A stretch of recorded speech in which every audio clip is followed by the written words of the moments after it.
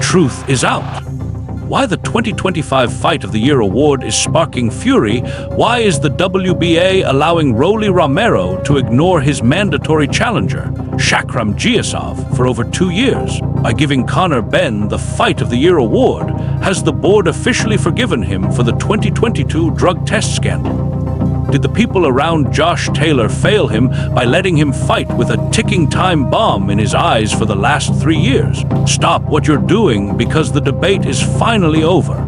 The British Boxing Board just handed out the 2025 Fight of the Year award, and yes, it's exactly who you think it is. The April bloodbath at Tottenham between Chris Eubank Jr. and Conor Benn has officially been crowned the greatest fight of the year.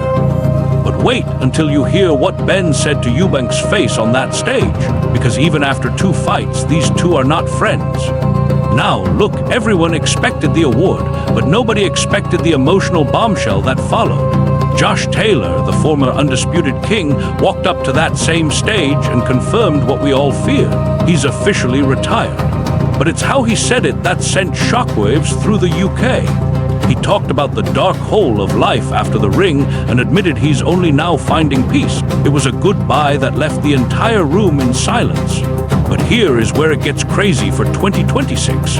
While one legend walks away, Conor Benn is already planning his next victim. I've got the confirmed details. Benn is heading back to Tottenham on April 11th, and he's taking on the Rougarou Regis Prograis. And get this, it's all happening on the massive undercard of Tyson Fury versus Arslanbek Makhmudov. So, did the board make the right call picking Eubank Benn over the Wardley-Parker war? And is Conor Benn ready for a former world champion like Prograis so soon? Stick around, because we're diving into the backstage secrets of that awards night and what really happened when the cameras stopped rolling. Look at these faces. This wasn't just a boxing match at Tottenham. It was a 30-year family debt being paid in full. Last Sunday, the British Boxing Board of Control made it official.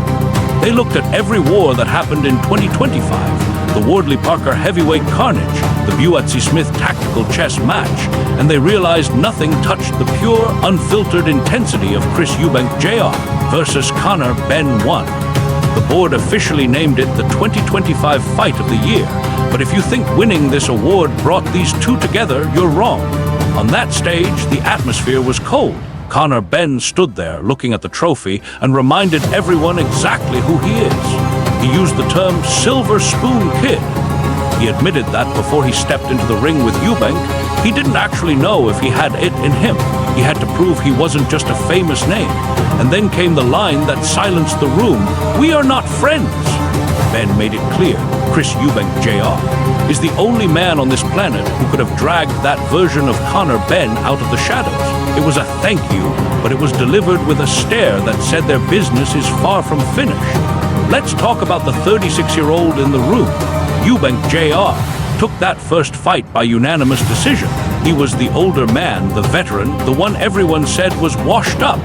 He proved everyone wrong in April, but the data tells a deeper story. 7 months later at the same stadium, Conor Benn didn't just show up, he evolved. He took the rematch via unanimous decision. He balanced the scales. So why did the board choose the first fight for the award? Because fight one wasn't about points or technique. It was about the shock factor. It was the night the silver spoon cracked. It was the night we realized this rivalry wasn't just marketing, it was genuine, dangerous dislike. The board recognized the first fight because it was the moment British boxing felt big again. It was the entertainment business at its peak. But while these two were collecting their trophies for a fight they both barely survived, a different kind of story was unfolding in the corner of the room. A story that marks the end of an era for Scotland and the world. If you're a boxing fan from the UK or the US, you know the name Josh Taylor. He didn't just win belts, he collected them like souvenirs until there were none left. He was the undisputed junior welterweight king, but at age 35, the tornado has stopped spinning. Taylor walked onto that stage to receive a special recognition award, and he didn't talk about his wins over Jose Ramirez or Regis Prograis. He talked about peace. He admitted that retirement hasn't been easy. For a man who lived his life at 100 miles per hour, the silence of a house without a training camp is deafening. He was honest about the struggles, the mental toll of realizing your body can no longer do what your brain demands. He gave a shout-out to his trainers, Shane McGuigan, Ben Davison, Joe McNally, even mentioned the acrimonious split with McGuigan. It was a moment of pure vulnerability. Taylor told the crowd, "You don't want to try to be happy because you'll never be happy. I'm at peace. I'm good now." When a fighter says they are at peace, it means the fire is out. The 140-pound division just lost its most clinical operator, but boxing doesn't wait for anyone to mourn. While Josh Taylor says goodbye, Conor Benn is already looking for his next scalp. Mark your calendars for April 11, 2026. We are going back to Tottenham Hotspur Stadium, but this time the stakes are global. This is the undercard of the massive Tyson Fury versus Arslanbek Makhmudov heavyweight showdown. Conor Benn is stepping into the ring with a man Josh Taylor knows very well, Regis Prograis. Think about the irony here. Taylor, who beat Prograis in one of his greatest nights, is watching from the sidelines, while Benn tries to do the same to catapult himself into a world title shot. If Benn beats Prograis on a Tyson Fury card, his stock in the USA will explode. Prograis isn't coming to London to be a stepping stone. He knows this is his last chance to stay relevant. It's the Destroyer versus the Rougarou. So here is the reality. 2025 belonged to the grudge between Eubank and Benn. It was the year of the silver spoon proving his worth. But 2026 is about the heavyweights and the redemption of Conor Benn. The question I have for you tonight is simple. Did the board get it right? Was Eubank Benn one really better than Wardley-Parker? And now that Josh Taylor is gone, who is the greatest British fighter left on the planet? Drop your thoughts in the comments. We're reading all of them. And if you want the full breakdown of the Tyson Fury camp and how he's preparing for Makhmudov, you know what to do. Hit that subscribe button. We're just getting started. But here is the question that no one in the British Boxing Board of Control wants to answer. By giving Conor Benn the Fight of the Year award, has the board officially forgiven him for the 2022 drug test scandal? Think about it. Benn spent years in the shadows of infamy. Many fans in the UK still haven't forgotten those 2 positive tests. Is this award a sign that the powers that be are trying to clean his reputation so they can sell more tickets for April 11th? Are we celebrating a great fight, or are we watching the most successful rebranding campaign in boxing history? If you're a fan of clean sport, does this award feel like a victory or a slap in the face? While we celebrate Conor Benn's return to the big stage, we have to look at the dark side of the politics behind the scenes. Why is the WBA allowing Rolly Romero to ignore his mandatory challenger, Shakram Giasov, for over 2 years? Reports are swirling that PBC and the big promoters are terrified that Giasov, the silent killer from Uzbekistan, will destroy their May 30th plans by beating Rolly and taking the belt out of the US market. Is boxing really best versus best anymore, or is it just best versus whoever makes the most money on Netflix?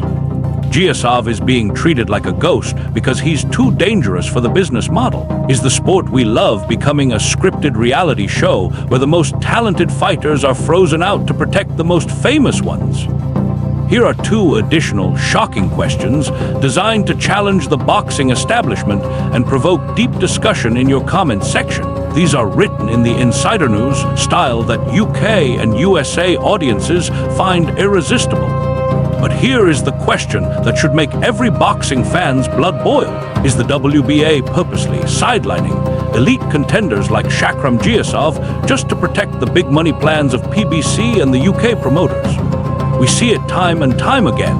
The mandatory challengers, the silent killers who have earned their shot, are frozen out for years while the same 5 or 6 marketable names keep fighting each other for the same belt.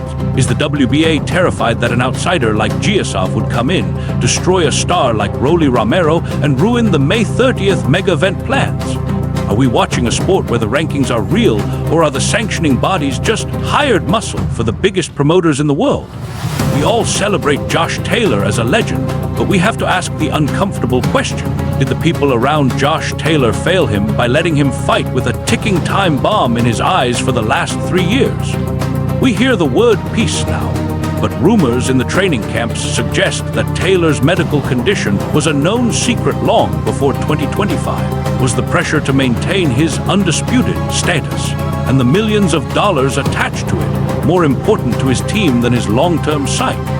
If Taylor had retired after the Catterall or Prograis fights, would he be in a dark hole today, or would he be healthy? It makes you wonder. In this business, does anyone actually care about the fighter once the gloves come off? Before we dive into today's breakdown, a quick note on our process. This channel is dedicated to providing the global boxing community with the most accurate, up-to-date reports and deep-dive fighter analysis. To ensure our audience stays ahead of every headline, we cross-reference all our data with verified industry sources and official boxing registry, while we utilize advanced AI tools to help optimize our research and deliver a high-quality viewing experience. Please be assured that we strictly follow all YouTube community guidelines and fair use policy. This content is created for educational and informational purposes, transforming breaking news into professional sports commentary. Our mission is simple: to keep you informed, engaged, and updated on the sport we love. Now, let's get into the heart of the story.